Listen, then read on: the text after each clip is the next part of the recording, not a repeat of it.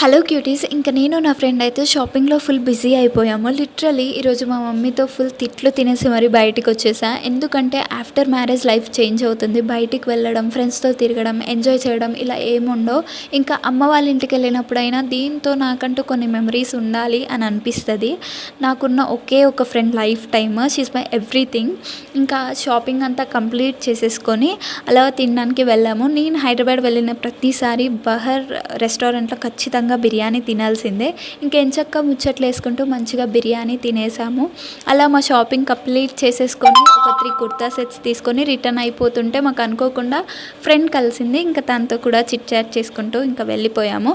అలాగే నా ఫ్రెండ్తో కొన్ని ఫొటోస్ దిగేసి వెళ్ళాము. Stay tune to my channel guys. ఇంతే ఈ వీడియో. ఇంకా